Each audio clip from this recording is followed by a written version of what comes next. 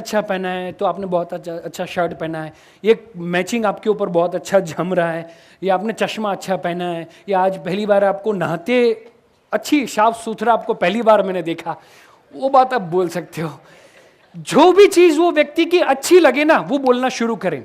And वो शुरुआत आप घर से करें। आपकी वाइफ की प्रशंसा करें, आपके हस्बैंड की, आपके बच्चों की, आपके मम्मी पापा की। उनके अंदर कुछ नेगेटिव है, बट नेगेटिव नहीं, पॉजिटिव देखें, and you will be surprise कि वो लोग आपकी प्रशंसा करना शुरू करेंगे। वो लोग आपकी प्रशंसा करना शुरू करेंगे, क्योंकि विल के बाद आता है एंड दैट इज दिल। एंड यदि हम दिल से काम लेना दोस्तों, तो जीवन में हम और ज्यादा हैप्पी हो सकते हैं। दुख कब होता है, प्रॉब्लम कब आता है मालूम है? जब लोग दिमाग से सोचना शुरू करते हैं। जरा सोचें।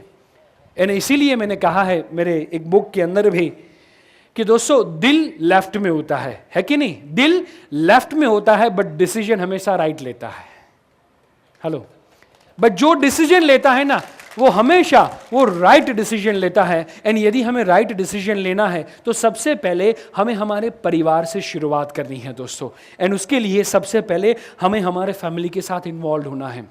दोस्तों मैंने काफी बड़े करोड़पति भिखारियों को देखा है, काफी बड़े करोड़पति भिखारियों को देखा है, जिनको रिलेशनशिप की, लव की, प्यार की भीख की जरूरत होती है। वो पैसे से काफी अमीर है, बट यदि रिश्तों की बात करें तो वो काफी गरीब होते हैं। एंड इसीलिए यहां पे मैं आप लोगों को बताना चाहता हूं कि यदि आप आपके जीवन में पॉजिटिव होना चाहते हैं, यदि आप आपके जीवन को हैप्पी बनाना चाहते हैं, तो सबसे पहले आपको शुरुआत आपके घर से करनी है, आपके परिवार से करनी है दोस्तों। एंड इसीलिए मैं सिंपल सी बात जो आप लोगों के साथ शेयर करता हूं, एंड दैट इज दिन के अंदर 7 वार होते हैं। जो वीक हैं, एक वीक के अंदर 7 वार होते हैं, बट मैं कहता हूं 8वां जो वार है वह है परिवार। 8वां जो वार है वह है परिवार। लोगों का ध्यान वो सप्ताह में 7 वार के ऊपर होता है, बट आज से हमारे जीवन के अंदर 8 वार होने जरूरी है। 8वां दिन है दोस्तों, वो है परिवार के लिए।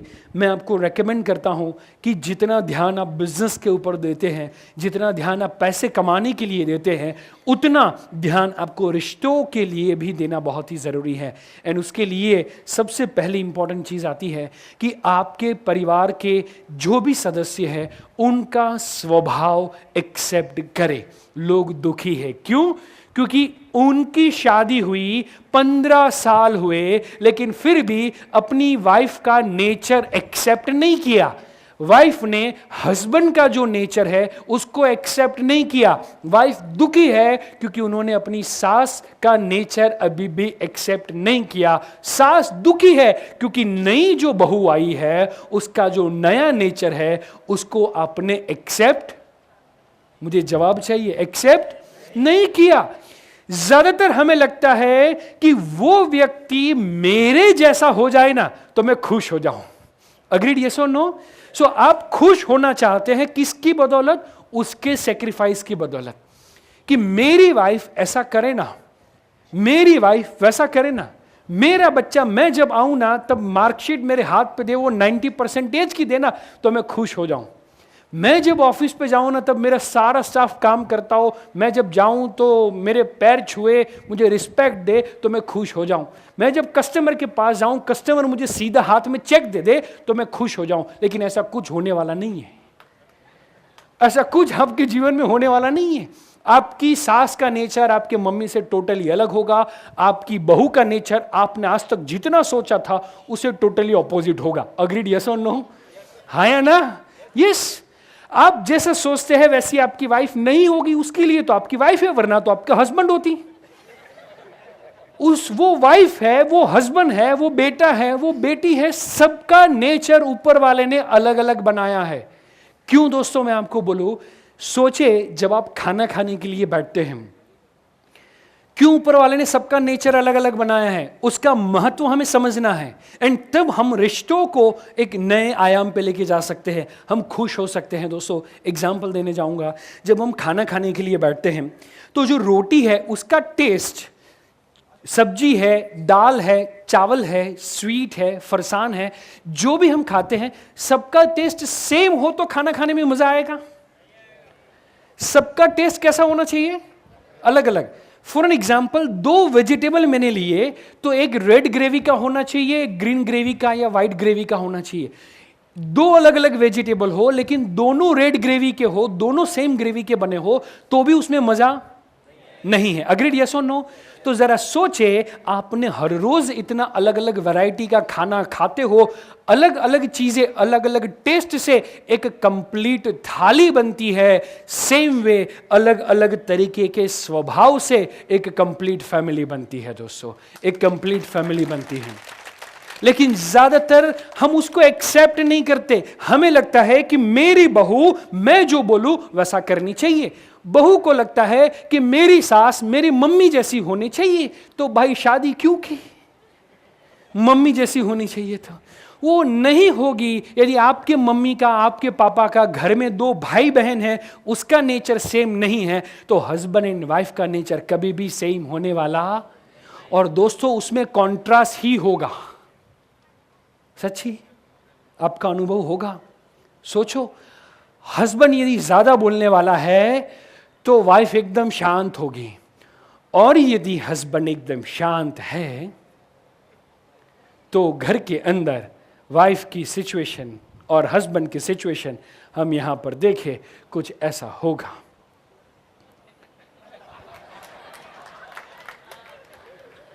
लोग खुश हो गए, साहब मेरे घर से फोटो लेके आए। हमारे वहां पर नहीं, एनिमल लोग में भी प्रॉब्लम है। जंगल के राजा को प्रॉब्लम है तो अपन को तो होने ही वाला है। तो दोस्तों, सबसे पहले मैं आप लोगों को बताना चाहूंगा कि वाइफ को हैप्पी कैसे रखें, जो सबसे बड़ा टास्क होता है कि नहीं? हाँ या ना? बोलो तो सही।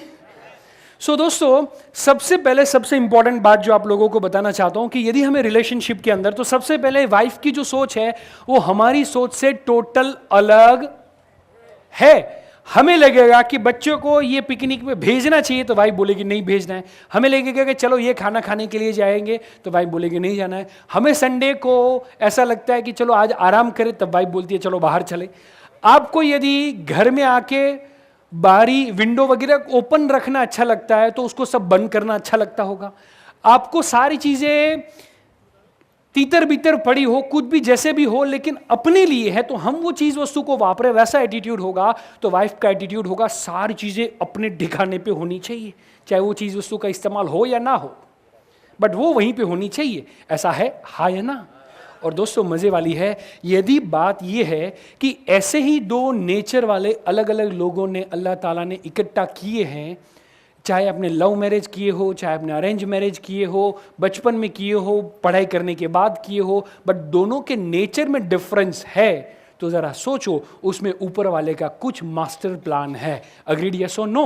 एंड ज्यादातर लोग हम ये समझ नहीं पाते एंड पूरी जिंदगी दुखी रहते हैं। लगता है यार वाइफ अब नए जन्म में कुछ अलग आए। वैसे ज्यादातर हस्बैंड की ये सोच होती है कि अगले जन्म में नई वाइफ मिले, एंड वाइफ की वैसी तमन्ना होती है कि हर जन्म में यही हस्बैंड मिले। तो ऊपर वाला बड़ा परेशान कि यार अब ये मैचिंग करे तो कैसे करे। हस्बैंड बोले कि यार नई वाइफ चाहिए, कुछ नया ट्राई करना है, और वाइफ बोले कि हमने पूरी जिंदगी उनको टोक टोक के सुधारा है, अब अगले जन्म में फिर से मेहनत क्यों करें।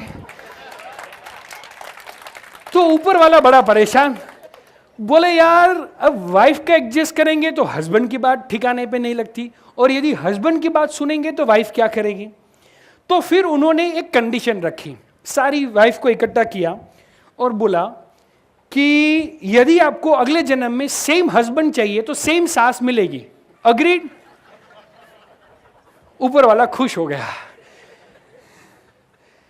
तो हमने उनका जो नेचर एक्सेप्ट करना चाहिए ज्यादातर किया नहीं, और ज्यादातर घरों के अंदर ऐसा होता है दोस्तों कि एज ए हस्बैंड हमें वाइफ को जितनी प्रायोरिटी देनी चाहिए ना, वो ज्यादातर लोग नहीं देते। एग्जाम्पल देने जाऊंगा, एज ए हस्बैंड जरा सोचिए आपके ऊपर किसी का फोन आए, आपका फोन आता है, मैं फोन पे बात कर रहा हूं, एंड आपको जोर से मुझे बताना है कि वो फोन किसका होगा। अग्रीड? रेडी?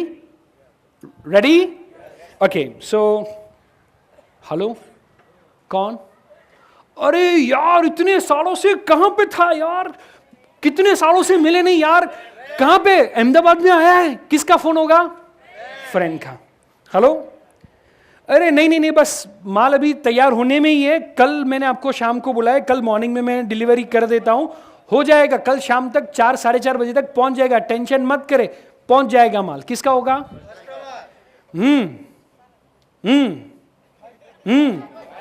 काम में हूं, बाद में फोन करता हूं। अरे ताली नहीं, जवाब चाहिए मेरे को। तो दोस्तों जरा सोचे किसको हम ज्यादा प्रायोरिटी देते हैं? हेलो, फ्रेंड को, कस्टमर को, बाहर के लोगों को, कोई बड़े व्यक्ति का फोन आ जाए तो उसके वक्त हम सारा काम छोड़ के उसकी बात 10 मिनट 15 मिनट बात करेंगे वो व्यक्ति के साथ।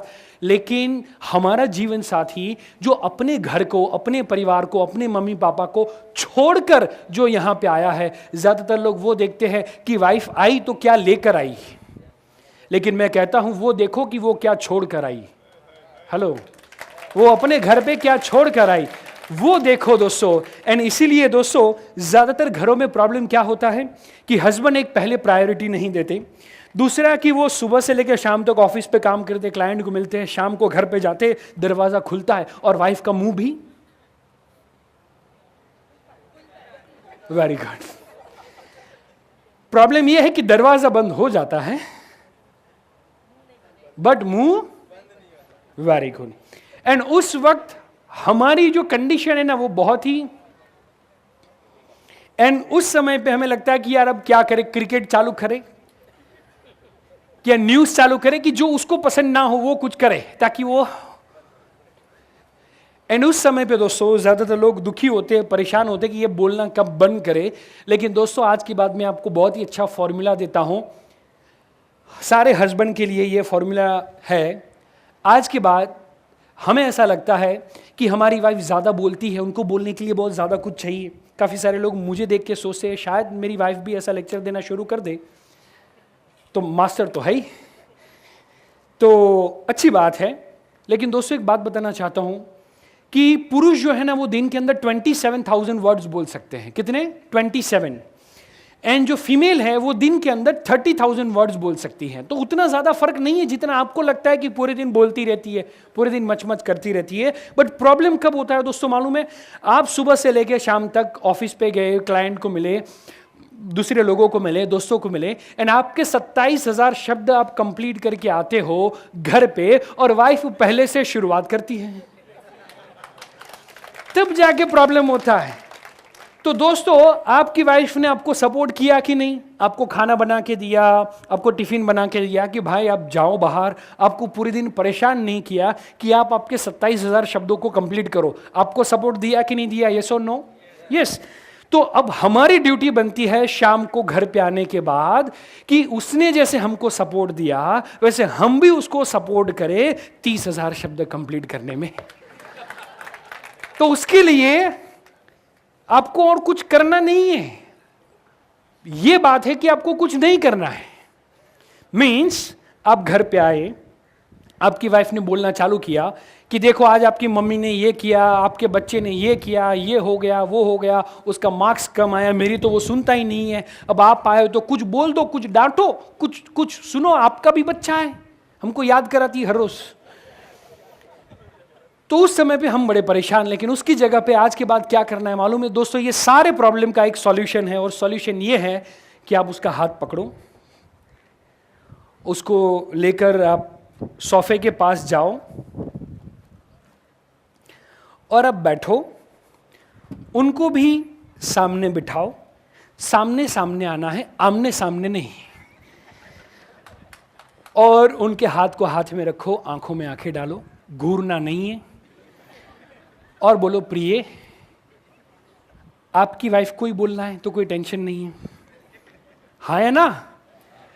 और बोलो कि देख मैं मर्द हूं, मैं तुझे शादी करके लाया हूं, तू मेरे घर में आई है, तो तेरा कोई भी प्रॉब्लम है वो सॉल्व करने की रिस्पॉन्सिबिलिटी किसकी बनती है?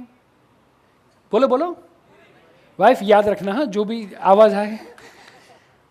एंड इसलिए आज के बाद तुझे कोई भी प्रॉब्लम हो तो मुझे बोल। देख ये मेरा फोन परीक्षित जोबनपुत्रा को सुनने के लिए 1 घंटे साइलेंट मोड पे रख सकता हूं, तो तू तो मेरी वाइफ है, 15 मिनट तो साइलेंट मोड पे रख सकता हूं। बोलो हाँ या ना? Very good. तो साइलेंट मोड पे रखा और चल तेरा जो भी प्रॉब्लम है ना वो बोल, मैं ध्यान से सुनूंगा। वाइफ वहां से खड़ी हो जाएगी और बोलेगी बस यही तो प्रॉब्लम था कि अब मेरी बात सुनते नहीं है। तो आपकी वाइफ को प्रॉब्लम आपके बच्चों से नहीं है, आपकी मम्मी से नहीं है, प्रॉब्लम आपसे है कि आप उनकी जो बात है वो सुनते। तो आज के बाद सुनना शुरू करो, हर रोज 10 मिनट 15 मिनट वाइफ को दो। एंड गारंटी के साथ कहता हूं दोस्तों, आपके बिजनेस की, आपके काम की बहुत ज्यादा तरक्की होगी। क्योंकि यदि आप आपके जीवन साथी को खुश नहीं रख सकते तो ऊपर वाला आपसे खुश कैसे होगा? जरा सोचे तो सही। एंड इसके लिए सबसे पहली हमारी रिस्पॉन्सिबिलिटी हमारे जीवन साथी के प्रति आती है। तो उसको खुश करने के लिए कुछ करना नहीं है, सिर्फ उनको क्या करना है, ध्यान से उनकी बात सुननी है, नंबर 1। नंबर 2, दूसरी हमारी रिस्पॉन्सिबिलिटी आती है, वो रिस्पॉन्सिबिलिटी आती है दोस्तों हमारे बच्चों के प्रति। ज्यादातर मम्मी अपने बच्चों के लिए ज्यादा ध्यान देती है, बट पापा ज्यादा ध्यान देते नहीं हैं। यदि आप आपके जीवन में खुश होना चाहते हैं तो मैं आपको स्ट्रांगली रेकमेंड करूंगा कि आप वाइफ को, बच्चों को, साथ ही साथ में अपने मम्मी पापा को भी समय दे। ज़्यादातर लोग ये चीज़ की प्रायोरिटी को नहीं समझते। अभी मैं मुंबई में था, उसी समय की यदि मैं बात करूं तो एक बहुत ही बड़े बिजनेसमैन जिनका घर पे 3 हेलीकॉप्टर है, 2 प्लेन है और बहुत ही बड़ा बिजनेस एम्पायर है उनका, वो मुझे मिलने के लिए आए एट द एज ऑफ 75। उनकी वाइफ 72 73 अराउंड। एंड उनको काउंसलिंग करवाना था उनके बच्चों से रिलेटेड। काउंसलिंग के लिए जब मैं बैठा था उनके लाइक DMIT से related, grand son grand daughter के रिलेटेड। एंड तब मैंने उनको पूछा कि आपके जीवन में कुछ स्ट्रेस या कुछ तनाव या ऐसा कुछ लग रहा है तो क्या है वो बात। तब उन्होंने खुल के मुझे बताया कि साहब ऐसा है कि मेरे ग्रैंडसन एंड ग्रैंड डॉटर के साथ मेरे बच्चे हैं ना, वो हमें खेलने नहीं देते। 11 मंजिल का हमारा पूरा बहुत ही बड़ा एम्पायर है, घर है हमारा मुंबई के अंदर। हर फ्लोर लाइक मिनी, आप बोल सकते हैं कि जैसे मुकेश अंबानी का है वैसा मिनी उनका 11 स्टोरी का हाउस। बट उस